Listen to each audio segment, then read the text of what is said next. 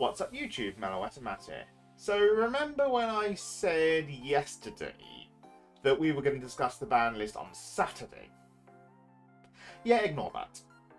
So Bushiroad literally dropped hour and a half ago from me time me recording this that our ban list is now coming on Friday.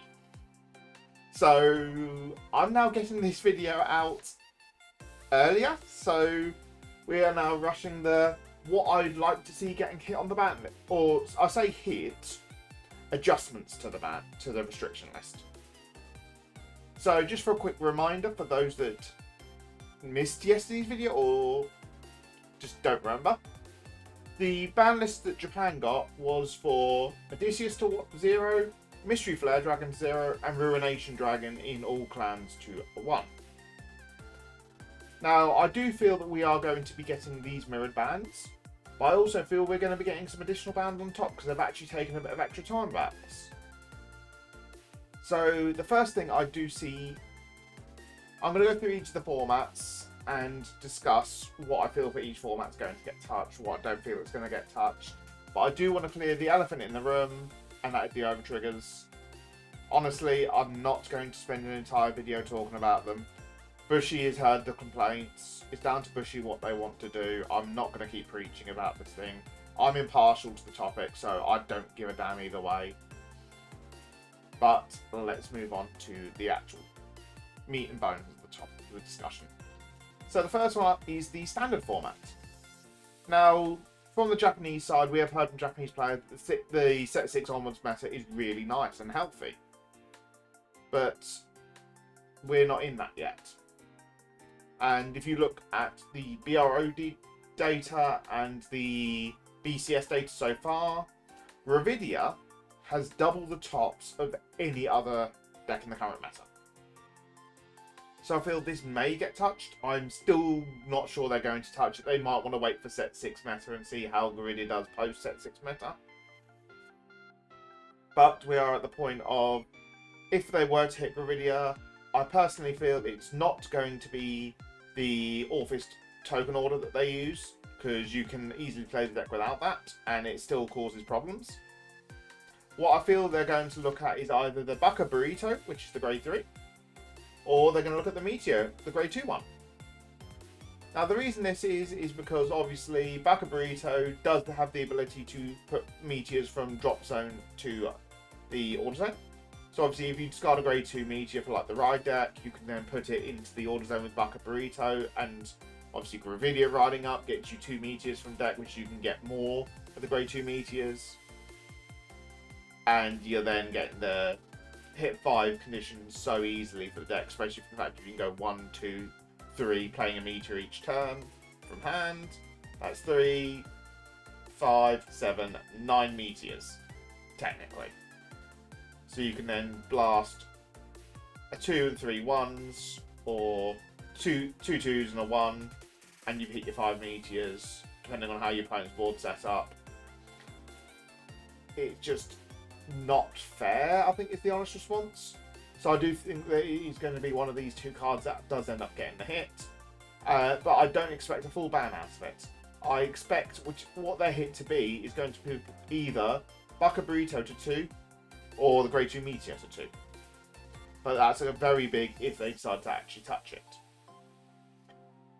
But that's all I do see them actually touching for the V Premium format, because the rest of it is actually very healthy. Not V Premium, standard format.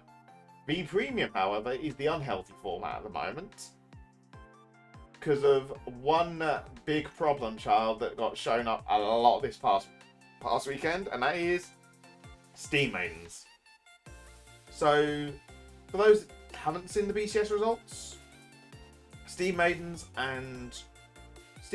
at both Germany and Rosemont took nearly 2/3 of the tops at both events. One of them was 5 tops, and the other one was 6 tops. The problem comes down to there was 9 Steam Maidens at both events. So that's over 50% conversion rate for both events. And that's a problem. So where would you say looking to hit it? Well, the two weak points in the deck are the Mellow's Amusement Colossus and the new grade 2 Enterana. So Mellow Amusement Colossus is obviously an issue because obviously it's a turn-wide guard restrict of your opponent has to guard for 2 cards from hand for every single attack. And yes, it was a friendly game. Someone's picking up the deck for the first time, but I literally watched an entire game where Steam Maidens murdered an entire hand, pushed someone to 5, and they'd literally got no ground to come back from. Yes, they did, but this was from a brand new player who's just picked up the deck for the first time. It was a closer game. It was a closer game because obviously the Steam Maiden player was inexperienced. If it was an experienced Steam Maiden player, the gap would have been so much bigger. And that's why Steam Amusement Colossus caused so much issues. The other one is obviously the Enterana, which is the new grade 2 from the latest clan collection. And the reason she's a problem is the fact that she's a Counterblast, Soul Blast 1 for an instant +3. Because you're getting her cool, getting the cat's cool.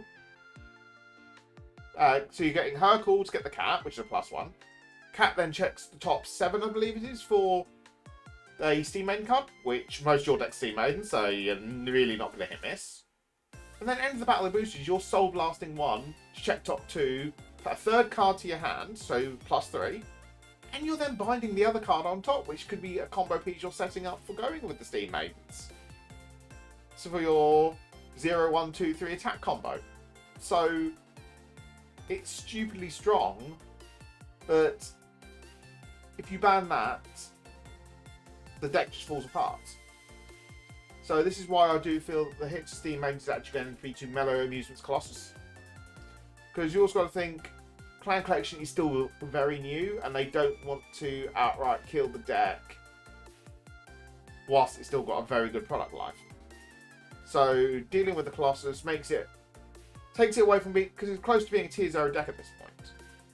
So taking away the Mellow Amusements Colossus reduces it from being a tier 0 deck, makes it still a very strong deck that can keep up with the meta, but you lose that pressure of having to 2-card guard every single attack on the turn they drop a Colossus. But to balance it out, I do feel if they are going to remove the Colossus, they also need to remove Hope on Damp alongside it. Now, I know Dark Irregulars aren't being seen post-Clan Collection at the moment, but that's due to Steam Maidens just literally swamping them. The moment you take away Steam Maidens, Hope on Damp then comes a problem because Dark Irregulars come back. Atrocious Blow, which is also in this latest Clan Collection, is a very good card for Dark Irregulars. Because so much of their stuff is so generic, it is literally a toolbox deck. And having the ability to just Hope on Damp, force your opponent to guard with exactly 20k shield increments, it's not healthy. So remove both the turn-wide guard restricts, maybe put the Gurgit personal choice restrict back in as well. Depends how far they want to go down with V Premium, but we'll have to wait and see.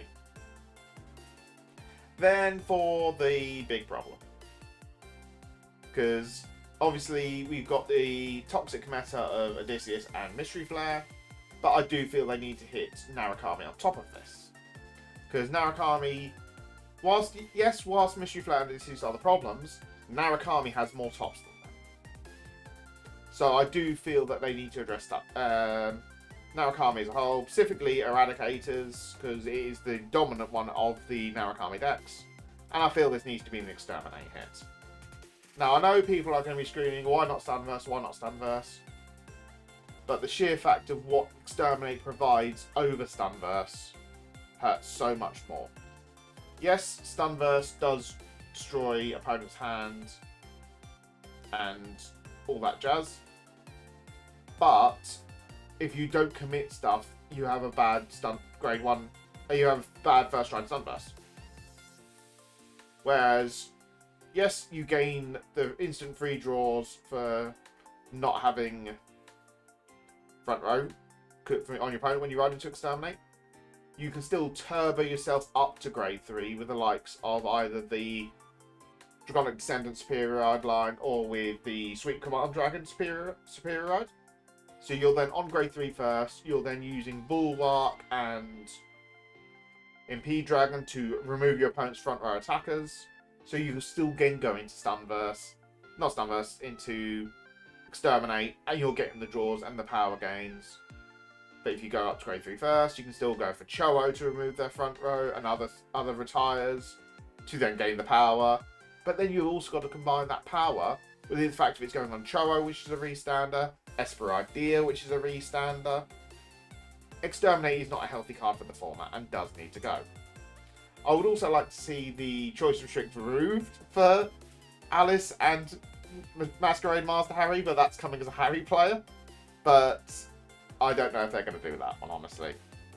But that is going to be the end of it for this video. If you haven't already, please do like and subscribe. I'm getting very close to that 500 subs. I do want to try and hit this by the end of the year. Please do let me know down in the comments below what you feel is going to be hit on the ban list, whether you agree or disagree with some of my opinions. Give me some of your thoughts, please do. I do like reading through the comments. And I'll catch you guys in the next video. Bye bye!